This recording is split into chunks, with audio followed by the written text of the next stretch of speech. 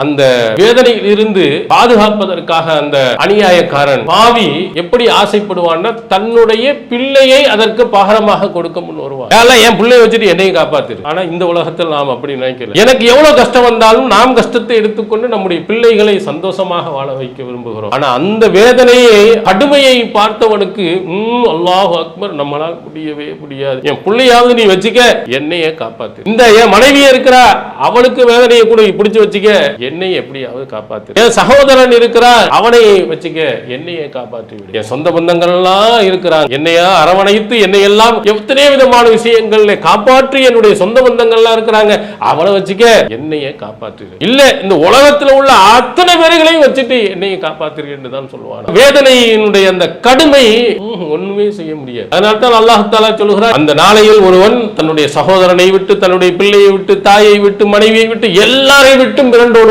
தன்னுடைய நிலைமை என்னாகும் என்றே எண்ணிக்கொண்டிருப்பான். அவ்வளவு கடுமை. அஸ்ஸலாமு அலைக்கும் வரஹ்மத்துல்லாஹி வபரகாத்துஹு.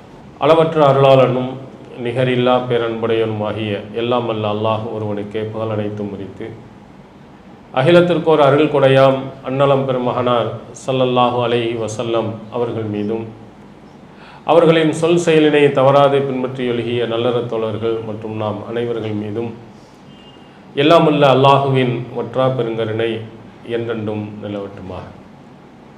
எல்லாமல்ல அல்லாஹுவின் நல்லடியார்களே, எல்லாமல்ல அல்லாஹு தாலா இவ்வுலகத்தில் மனிதன் எப்படி நடக்க வேண்டும், எப்படி வாழ வேண்டும் என்பதை நினைவூட்டும் விதமாக அவனுடைய வேதத்தில் பல அறிவுரைகளை அல்லாஹ் கூறியிருக்கிறான். நபிகள் பெருமகனார் ஸல்லல்லாஹு அலைஹி வஸல்லம் அவர்களும் நமக்கு பல அறிவுரைகளை சொல்லியிருக்கிறார்கள். ஆனால் பெரும்பான்மையான மக்கள் அல்லாஹ்வினுடைய வழிகாட்டுதலையும் அவன் தூதரினுடைய வழிமுறைகளையும் பெரும்பாலும் பின்பற்றுவதில்லை. இது போன்ற மக்களுக்கு மறுமை நாளை நினைவூட்டும் விதமாக இந்த உலகத்தில் பல நிகழ்வுகளை அல்லாஹ் தஆலா செய்து காட்டுகிறார். அதை கொஞ்சம் நாம் சிந்தித்து பார்த்தால் நிச்சயமாக மறுமையினுடைய வாழ்க்கைக்காக இவ்வுலகத்தில் அல்லாஹ் காட்டிய வழிமுறைகளை நாம் பின்பற்றிவிட்டிருப்போம். இப்பொழுது நாம் சந்தித்திருக்கக்கூடிய காலம் கோடை காலம். இந்த கோடை காலத்தினுடைய வெப்பம் நம்மை பெரிய அளவில் பாதிக்கிறது. தெருவிலே நடந்து போக முடிவதில்லை, வீட்டில் ஒரு நிம்மதியாக உறங்க முடிவதில்லை, ஆடைகளை சரியாக அணிந்து போக முடியவில்லை. வேர்வை என்று நமக்கு பெரிய தொல்லைகளை 2-3 மாதங்கள் இந்த வெப்ப காலம் நமக்கு கடுமையாக வாட்டி எடுக்கிறது. இந்த வெப்ப காலத்தில் வரக்கூடிய இந்த கடுமையான வெப்பத்தை நினைத்து பயப்படக்கூடிய நாம், மறுமை நாளையில் அல்லாஹ் நரகம் என்று வைத்திருக்கிறானே, அங்கிருக்கக்கூடிய அந்த கொடுமையான வேதனையை பற்றி நாம் சிந்தித்து பார்த்திருக்கிறோமா? ஒரு சாதாரண இந்த வெப்பத்தை நம்மால் தாங்க முடியவில்லை. குளிர்பானங்கள் தேவைப்படுகிறது, மோர் தேவைப்படுகிறது, சர்பத் தேவைப்படுகிறது. நம்முடைய வெப்பத்தை தணிப்பதற்காக அவ்வளவும் செய்கிறோம், அவ்வளவு கஷ்டங்களிலேயும் அதை சரி பண்ணுவதற்கு முயற்சிகளை நாம் செய்கிறோம். ஆனால் ஆகிரத்திலே நரகத்திலிருந்து பாதுகாப்பதற்கு நாம் எதை செய்திருக்கிறோம்? இந்த வெப்பத்தை நம்மால் தாங்க முடியவில்லை என்று சொன்னால் அந்த கொடுமையான அந்த வெப்பத்தை, அந்த கொடுமையான நரகத்தை நிச்சயமாக நம்மால் தாங்கிக் கொள்ளவே முடியாது. இதை நபிகள் பெருமானார் ஸல்லல்லாஹு அலைஹி வஸல்லம் அவர்களுடைய வாழ்நாளில் நடந்த ஒரு போர்க்களத்தின் பின்னணியில் அல்லாஹ் தஆலா நமக்கு நினைவூட்டுகிறார். ஹிஜ்ரி 9 தபூக் போர்க்களம் நடந்திருக்கிறது. அந்த போர்க்களம் மற்ற போர்க்களங்களை விட ஒரு வித்தியாசமான, மிக கடுமை நிறைந்த ஒரு போர்க்களம். அதனால்தான் அந்த போர்க்களத்திற்கு கஸ்வத்துல் உஸ்ரா, கடுமை நிறைந்த போர் என்று சொல்வார்கள். எந்த ஒரு போர்க்களமும் டூர் போன மாதிரி இருக்க, அதுலேயும் கொடுமைகள், கடுமைகள், உயிரிழப்புகள் எல்லா போர்க்களங்களிலேயும் இருக்கும். ஆனால் இதையே அப்படி சொல்கிறார்கள், மற்ற போர்க்களங்களை விட கடுமை நிறைந்தது. சஹீஹ் புகாரி நீங்கள் பார்க்கலாம், நபிகளார் அது எந்த நேரத்தில் போகிறார்கள்? ஃபி ஹர்ரின் ஷதீத் வஸ்தக்பல சஃபரன் பஈதா ஃப மஃபாசன் வ அதுவன் கசீரா. நபிகளார் அவர்கள் கடுமையான வெப்பம் நிறைந்த அந்த காலத்தில் தூரமான ஒரு பயணமாக அவர்கள் அங்கே செல்கிறார்கள். போகிற வழிகள் எல்லாம் கண்ணும் மண்ணும் நிறைந்த மரம் செடிகள் இல்லாத பகுதிகள், விரோதிகள் எதிரிகள் அதிகமானவர்கள். இவர்களை சந்திப்பதற்காக தபூக்கை நோக்கி நபிகள் பெருமானார் அவர்கள் செல்கிறார். கடுமையான வெப்பம், தூரம் அதிகம். நபிகளாருடைய மற்ற போர்க்களங்கள் பார்த்தால் பத்ர் மதீனாவில் பக்கத்தில் தான் இருந்தது, உஹது பக்கத்தில் தான் இருந்தது, ஹைபர் பக்கத்தில் தான் இருந்தது. நீங்கள் தபூக்கை எடுத்துக்கொண்டால் ஏறத்தாழ 700 கிலோமீட்டருக்கு நெருக்கமான இடம், தூரம். அவ்வளவு தூரத்தை மிக கடுமையான வெப்பம் நிறைந்த பகுதியில் அங்கே செல்கிறார் நபிகளார் அவர்கள். இதை ரசூலுல்லாஹி ஸல்லல்லாஹு அலைஹி வஸல்லம் அவர்கள் மற்ற போர்க்களங்கள் எல்லாம் வெளிப்படையாக போரை பற்றி சொல்ல மாட்டார்கள், சாடை மாடையாக சொல்வார்கள். ஆனால் இதை மட்டும் வெளிப்படையாகவே சொன்னார்கள். ஏன்னா கடுமையான வெப்பம் இருப்பதின் காரணத்தினால, தூரம் அதிகமாக இருப்பதினால், எதிரிகள் அதிகமாக இருப்பதால் கண்டிப்பாக எல்லாரும் வர வேண்டும் என்பதற்காக முன்கூட்டிய தயாரிப்புகள் செய்ய வேண்டும் என்பதற்காக வெளிப்படையாக செஞ்சாங்க. இதை முனாஃபிக்கின்கள் என்ன சொன்னார்கள் தெரியுமா? இவ்வளவு கடுமையான வெப்பத்தில் போய் இந்த போர்க்களத்தில் நாம் ஈடுபட வேண்டுமா? அதனால் லா தன்ஃபிரு ஃபில் ஹர், இந்த கோடை வெப்பத்தில் நீங்கள் புறப்பட்டு போகாதீர்கள். குர்ஆனுடைய வசனம் அவர்கள் சொன்னதை எடுத்து சொல்கிறார். அப்போ அல்லாஹ் சொல்ல சொல்கிறான், குல் நாரு ஜஹன்னம் அஷத்து ஹர்ரா, நரகத்தின் நெருப்பு இருக்கிறதே அது இதை விடவும் கடுமையானது. அவருடைய வாழ்நாளில் சந்தித்த வெப்பம் இதெல்லாம் ரொம்ப குறைவு. அரபு நாடுகள்ல அவருக்கும் பயங்கர கடுமையான வெப்பங்கள் உள்ளது. இன்றும் போனவர்கள் பார்த்திருக்கலாம், கேள்விப்பட்டிருக்கலாம். அந்த கடுமையான வெப்பத்தை பற்றி அந்த கொடுமையான நேரத்தில் வெளியே நாம் போக முடியாது. அவ்வளவுதான். நாம் இந்த வெப்பத்தையே தாங்க முடியாதவர்கள் அரபுலகத்தில் உள்ள வெப்பத்தை நம்மால் தாங்கிக் கொள்ள முடியாது. நபிகளாருடைய காலத்தில் கடுமையான அந்த வெப்பம் நிறைந்த அந்த பகுதி, அந்த நேரத்தில் போகாது. ஏன் உழவு போக வேண்டும் என்று முனாஃபிக்கின்கள் சொல்லும் பொழுதுதான் அல்லாஹ் சொல்லுகிறான், இதுக்கே இப்படி சொல்லுகிறாயே, நரகத்தினுடைய அந்த நெருப்பு இருக்கிறதே இதை விடவும் பயங்கரமானது என்பதை எண்ணிக்கொள் அப்படின்னு அல்லாஹ் அங்கே எச்சரிக்கை செய்கிறார். இந்த எச்சரிக்கை தான் நம் அனைவர்களுக்கும் இந்த கோடை காலத்திலே எவ்வளவு வெப்பத்தை நாம் பார்த்து பயப்படுகிறோமோ அதை விடவும் அதிகமாக மறுமையில் அல்லாஹ் தரக்கூடிய அந்த வேதனையை நாம் பயப்பட வேண்டும். திருமறை குர்ஆன் பல இடங்களில், நிறைய இடங்களில் நரகத்தை பற்றி அல்லாஹ் நிறைய சொல்கிறார். பாவிகளை அல்லாஹ் நரகத்தில் போட்ட பிறகு லா யதூகூன ஃபீஹா பருதம் வலா ஷராபா இல்லா ஹமீமம் வ கஸ்ஸாகா, அதில் குளிர்ச்சியை அவர்கள் பார்க்க மாட்டார்கள், குளிர் பானத்தை பார்க்க மாட்டார்கள். வெயில் உடனே நம்ம எங்கேயாவது ஒரு தண்ணியாவது குடிப்போமா என்று நாம் ஏங்குகிறோம், தண்ணீரை குடிக்கிறோம். ஆனால் அங்கே உள்ளே போட்டு விட்டால் அவனுக்கு குடிநீர் கிடைக்காது. குளிர்ச்சி அழகா ஏசி எல்லாம் போட்டு குழுகுலுன்னு நாம் வைத்துக் கொள்கிறோம். அந்த வெப்பத்தை தாங்குவதற்குரிய நிறைய ஏற்பாடுகளை நாம் செய்து கொள்கிறோம். அங்கே குளிர்ச்சியையும் அவன் பார்க்க மாட்டான்.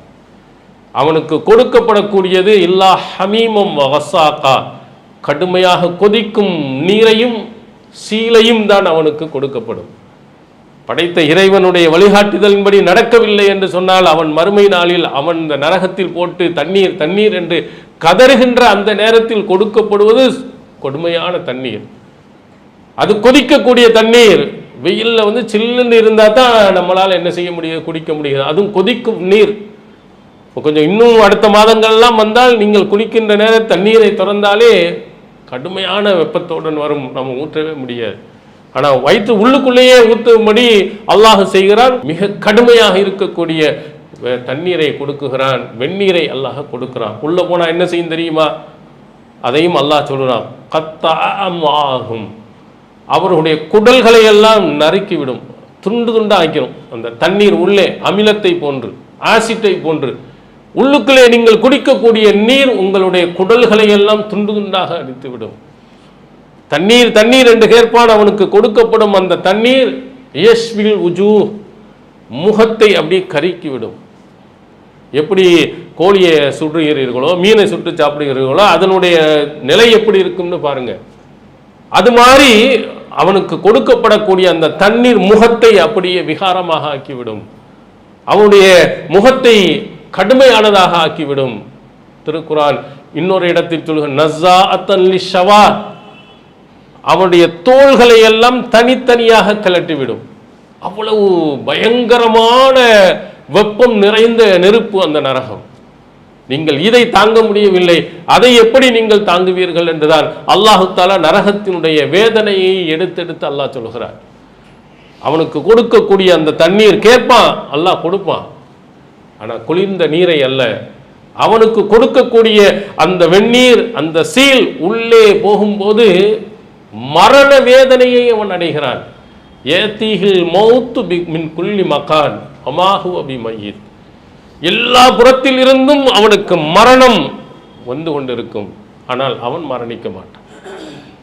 அல்லாஹ் தஆலா மரணத்தை என்ன செய்ய மாட்டான், கொடுக்க மாட்டான். ஃபதூக்கு அதாபல் ஹரீத், உன்னை அழிக்கக்கூடிய நெருப்பான அந்த வேதனையை சுவைத்து பார். இந்த உலகத்தில் படைத்தவனை மறைந்து அவனுடைய கட்டளையை மறந்து நடந்த நீ நல்ல குடி. அல்லாஹ் தஆலா அவன் தண்ணீர் கேட்கும் பொழுதெல்லாம் கொடுக்கிறான். கொடுக்கக்கூடிய ஒவ்வொன்றும் அவனுடைய மரண வேதனையை கொண்டு வந்து பெரும் கஷ்டத்தை அவனுக்கு உள்ளடக்கும். நபிகளார் அவர்கள் அழகுறச் சொன்னார்கள், மறுமை நாளையில் ஒருவனுக்கு ரொம்ப குறைந்த ஒரு வேதனையை கொடுப்பான். அந்த வெப்பம், அந்த நெருப்பினுடைய கங்கு ஒருத்தனுக்கு அல்லாஹ் தஆலா கொடுக்குகிறார். அவனுக்கு அவனுடைய ரஜுலுன் ஃபி அஹ்மசி கதமைஹி ஜம்ரத்தான், அவனுடைய 2 பாதங்களும் கீழும் நெருப்பு கங்கங்கள் வைக்கப்படும்.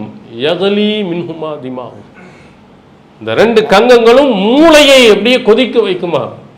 கீழே தான் வைக்கிறான், மேலே தலையில் இருக்கக்கூடிய அந்த மூளை கத கத கத என்று சட்டியை எப்படி கொதிக்குமோ அதுபோன்று அங்கே கொதிக்குமாம். அதனுடைய பவர் அவ்வளவு பயங்கரமாக ஒருவனுக்கு வேதனை செய்யப்படும் பொழுது அவன் சொல்வானா, இந்த நரகத்திலேயே நான் தான் அதிகமான வேதனை செய்யப்படுகிறேன், கொடுமை செய்யப்படுகிறேன், அல்லாஹ் அல்லாஹ் என்று கதறுவான்.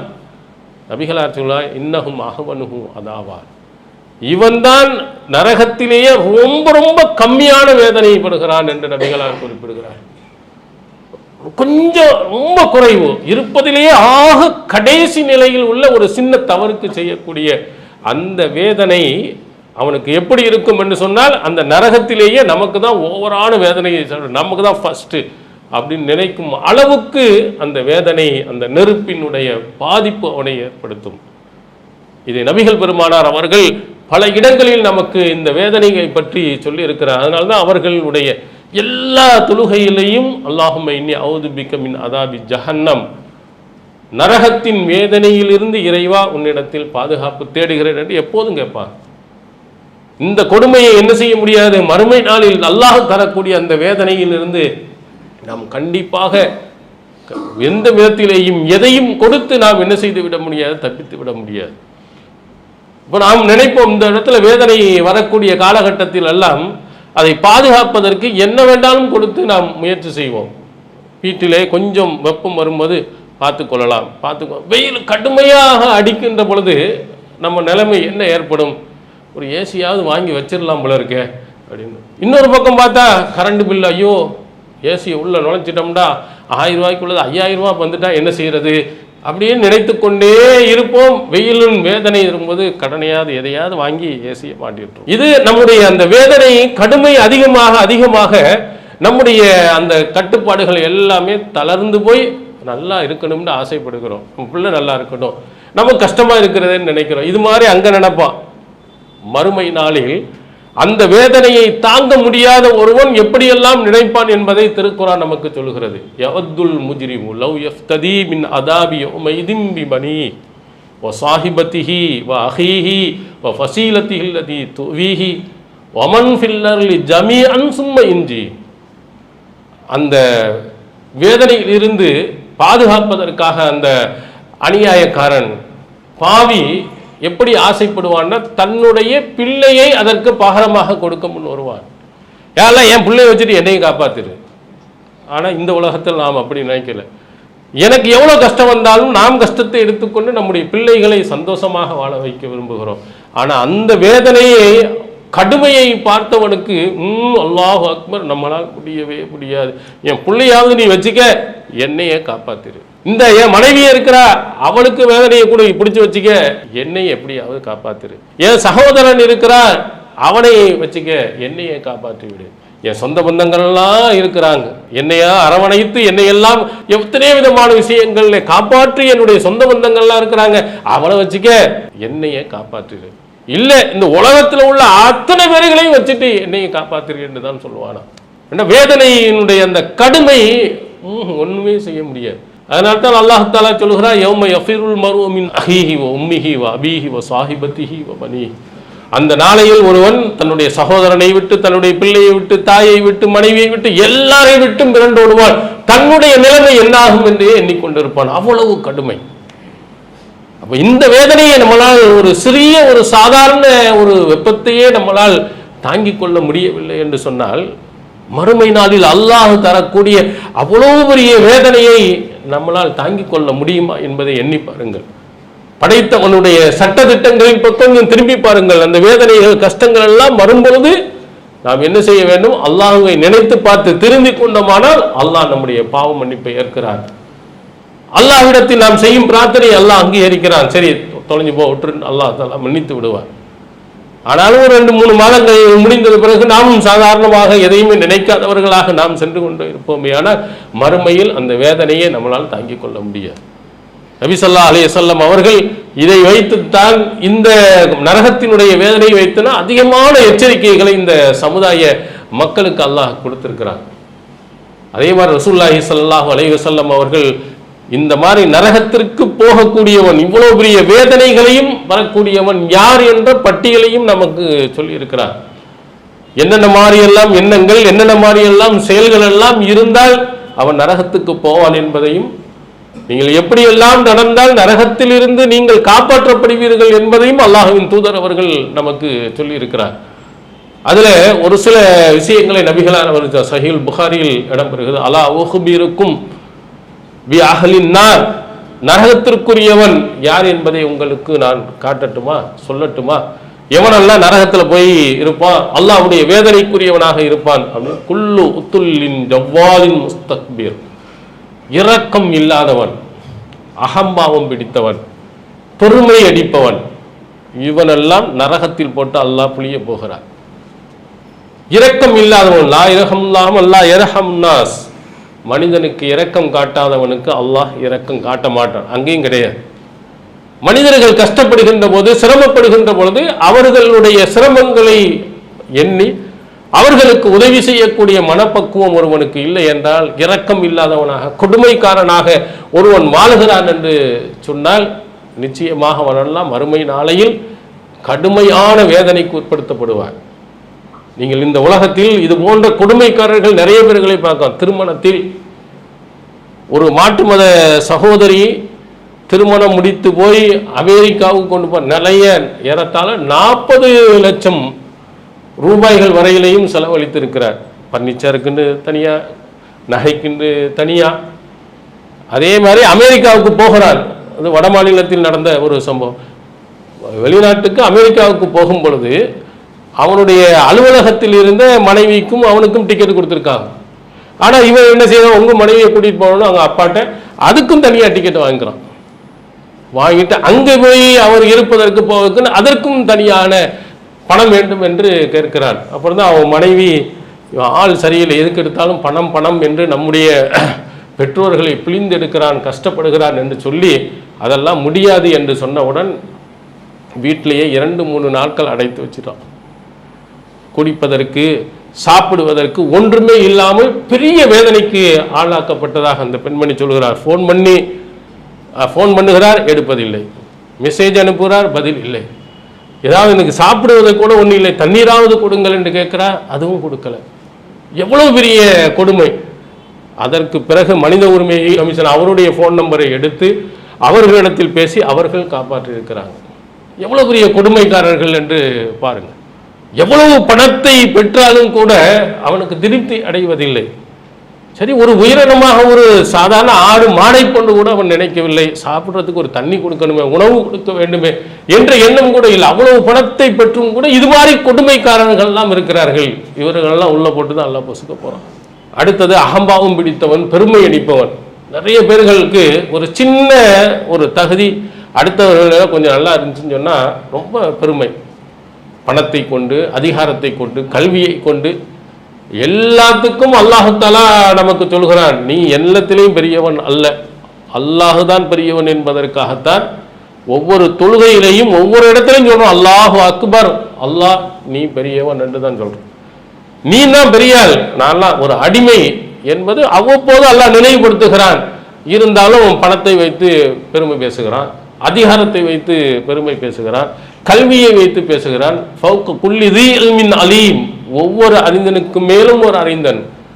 கல்வியை தெரிந்தவன் இருக்கிறான், உனக்கு தெரியும், உன்னையோட அப்போ ஒருத்தன் இருப்பான், நீ பெரியவன் அல்ல என்றெல்லாம் அல்லாஹ் பல இடங்களில் சொல்கிறான். ஆனால் தான் தான் பெரிய ஆள் என்று மாதிரி நினைக்கிறான், நடக்கிறான், பேசுகிறான், அடுத்தவர்களை பேச வைக்கிறான். இப்படியெல்லாம் நடந்தான் என்று சொன்னால் அவனையெல்லாம் கொண்டு போய் இந்த நரகத்தில் தான் போடுவான் என்று அல்லாஹ்வின் தூதர் அவர்கள் நமக்கு அழகுற சொல்லி இருக்கிறார். அதெல்லாம் நமக்கு சிறிது அளவு கூட பெருமை, ஆணவம், கிபர் வரக்கூடாது. லா எதுகுல் ஜன்னத மன்கான ஃபீ கல்பிஹி மிஸ்கால தர்ரத்தின் மின் கிபர். சஹீஹ் முஸ்லிமில் இடம்பெறும் செய்தியில் நபி ஸல்லல்லாஹு அலைஹி வஸல்லம் அவர்கள் சொல்கிறார்கள், ஒரு அணுவளவு கிபர், ஆணவம், பெருமை உள்ளத்தில் வந்தால் அவன் சொர்க்கத்துக்கு நுழையும். அணுவளவு ஒவ்வொருத்தனுக்கு நிறைஞ்சி கிடக்குது, அல்லாஹ்வின் தூதர் ஒரு சின்ன உள்ள போயிட்டாலே போதும், அது உன்னுடைய எல்லா அமல்கள் எல்லாத்தையும் அழித்து நரகத்தில் கொண்டு போய் சேர்த்து விடும் என்று சொன்னார்கள். அந்த மாதிரி பயங்கரமான நரகத்திற்குரிய இந்த மாதிரி காரியங்களில் இருந்து விலகி இருக்க வேண்டும் என்பதை நபி ஸல்லல்லாஹு அலைஹி வஸல்லம் நமக்கு எச்சரிக்கை செய்திருக்கிறார். அதே போன்று இந்த உலகத்தில் வாழ்கின்ற பொழுது யாரை பின்பற்றி நடக்க வேண்டும் என்பதை பற்றி திருக்குர்ஆன் நமக்கு அழகுற காட்டுகிறது. அல்லாஹ் சொன்ன, அவன் தூதர் சொன்ன அந்த வழிகாட்டுதலின் அடிப்படையில் நடப்பவர்களே சொர்க்கத்திற்கு போக முடியும். ஆனால் எப்படி நடக்கிறார்கள்? எனக்கு முன்னோர்கள், என்னுடைய மூதாதையர்கள், நான் யாரை நம்புகிறேனோ அப்படிப்பட்டவர்கள் அல்லாஹ்வின் தூதரை இரண்டாம் நிலைக்கு கொண்டு போய் வைத்து விடுகிறார். அல்லாஹு தஆலா சொல்கிறான் பாருங்கள், திருமறை குர்ஆன்ல, மறுமை நாளில் நரகத்தில் போகக்கூடியவன் யௌம யஅல்லுல் லாலிமு அலா யதைஹி யகூல் யா லைத்தனி இத்தஹத்து மஅர் ரசூலி சபீலா. அநியாயக்காரன் தன்னுடைய கரங்களை வாயில போட்டு கடிச்சு, ஐயோ இந்த தூதர் காட்டிய வழியை நான் எடுத்திருக்க கூடாதா என்று சொல்வான். அடுத்தும் சொல்வான், யா வைலத்தா லைத்தனி லம்மத்தஹிது ஃபுலானன் ஹலீலா, எனக்கு வந்த கை சேதமே, இந்த மனிதனை உற்ற நண்பராக எடுக்காமல் இருந்திருக்க வேண்டுமே. நிறைய பேர் என்ன செய்யறான்னா அடுத்தவன் மூலமா வழிகட்டு போயிடறான். இவன் சிந்திப்பதில்லை, இவர் சொன்னா கரெக்ட், இவருக்கு சொன்னாருன்னா ஏத்துக்கலாம், இப்படி போகிறானே. அல்லாஹ்வும் அவன் தூதர் சொன்னதுதான் நமக்கு வழிகாட்டி என்பதை விட்டு அதற்கு மேல் ஒருவரை வைக்கிறான். அப்போ அல்லாஹ் தஆலா மறுமை நாளில் அவனுக்கு புத்தியை வைக்கிறான். அப்போதுதான் சொல்லுகிறான், ஆஹா இவனை நான் உற்ற நண்பராக எடுக்காமல், இவன் பேச்சை கேட்டு கடைசியில் அல்லாஹ்வின் தூதர் காட்டிய வழிமுறைகளை விட்டு நரகத்திற்கு போய் விட்டேனே என்று அவன் சொல்வான்.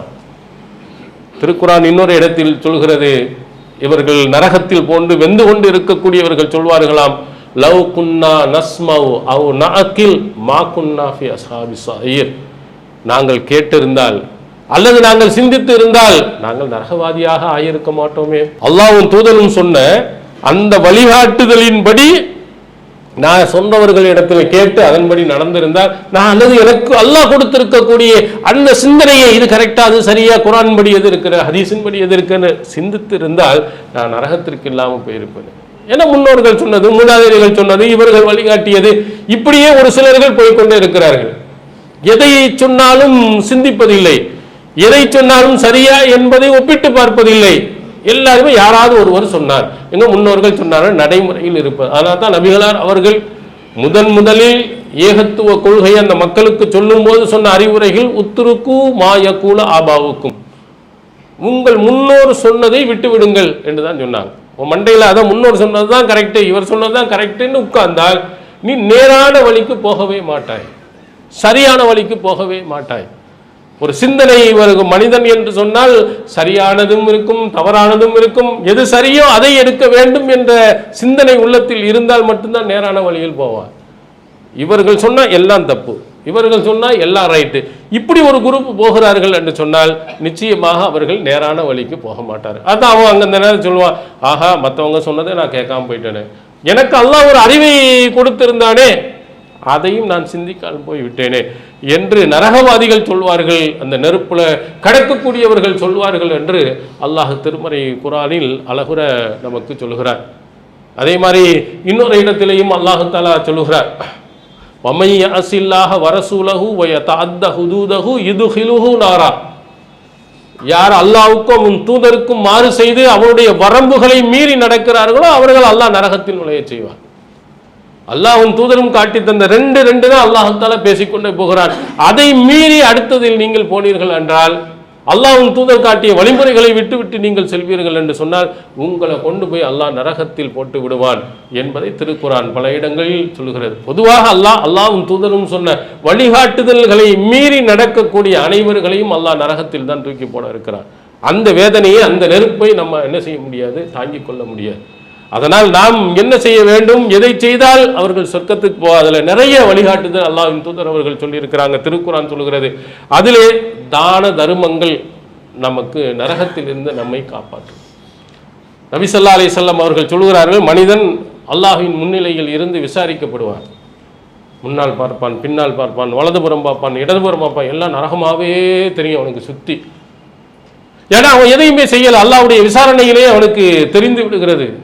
அப்போ அல்லாஹ்வின் தூதர் அப்போ சொன்னாங்க, இத்தகுன்னார் வலவு பிஷிக்கி தம்ரா, ஒரு பேரித்தம்பள துண்டை தர்மம் செய்தாவது நரகத்தில் இருந்து நீ பாதுகாத்துக்கொள். அது சின்ன ஒரு துண்டு கூட உன்னை நரகத்தில் இருந்து காப்பாற்றிவிடும். இந்த தர்மம் ஏழை எளியவர்களுக்கு கொடுப்பது, இல்லாதவர்களுக்கு வழங்குவது, இவைகளெல்லாம் நரகத்திலிருந்து நம்மளை காப்பாற்றிய பெரிய ஒரு ஆயுதம்.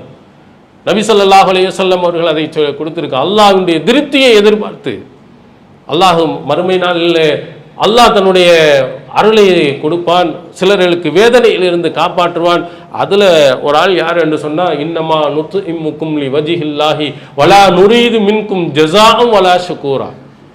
ஏழைகளுக்கு உதவி செய்வாங்க, அனாதைகளுக்கு உதவி செய்வாங்க, அதே மாதிரி கைதிகளுக்கு உதவி செய்வாங்க. இவங்கெல்லாம் உதவி செய்த பிறகு அவர்கள் சொல்வார்களாம், இந்த உதவியெல்லாம் நாங்கள் செய்தது எனக்கு நீ நன்றி செலுத்தணும், இந்த உதவிக்காக நீ நான் சொன்ன வேலையெல்லாம் நீ செய்யணும், எல்லாம் கிடையாது. அல்லாஹ்வின் திருப்தியை எதிர்பார்த்து தான் நாங்கள் செய்தோம். இன்னா நஹாஃபு யௌமன் அபூசன் கம் தரீரா. ஒரு நாள் இருக்கிறது, அதில் மிக கடுமையான நாள் இருக்கிறது, பயங்கரமான ஒரு நாள். அந்த நாளை நாங்கள் பயந்து நாங்கள் இதை செய்கிறோம். வகாஹுமுல்லாஹு ஷர்ர தாலிகல் யௌம் வலக்காஹும் நல்ரத்தம் வசுரூரா. அல்லாஹ் என்ன செய்கிறார், இப்படிப்பட்டவர்களுக்காக அந்த நாளையின் கடுமையில் இருந்து அவர்களை அல்லாஹ் காப்பாற்றி மகிழ்ச்சியையும் பொலிவையும் அல்லாஹ் தஆலா கொடுத்ததாக திருக்குர்ஆனில் நமக்கு சொல்கிறார்.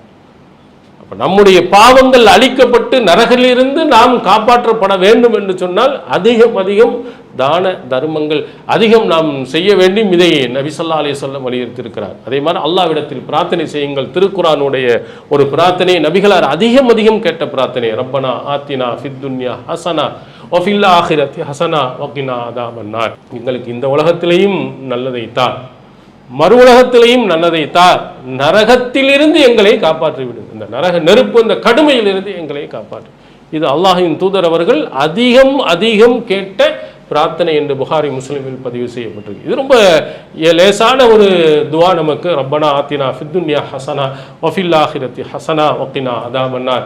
இதை நீங்கள் அதிகம் அல்லாஹ்விடத்தில் கேட்டு, இந்த கோடை காலத்தில் இந்த வெப்பத்தை எல்லாம் என்னால் தாங்க முடியவில்லை, மறுமையினுடைய வெப்பத்தை என்னால் தாங்க முடியாது, அந்த கொடுமையை தாங்க முடியாது, என்னை காப்பாற்றிய என்னுடைய குடும்பத்தையும் காப்பாற்றிய சொர்க்கத்தை நிலைய செய்வாயாக என்று நாம் பிரார்த்தனை செய்வோம். எல்லாம் அல்லாஹ் தஆலா அப்படிப்பட்ட நல்லவர்களாக மறுமை நாளில் ஜன்னத்துல் ஃபிர்தௌஸ் என்ற சொர்க்கத்தை அடைவர்களாக கேள்வானாக. வாஹிர் தஅவானா அல்லாஹு அக்பர், அல்லாஹு அக்பர்.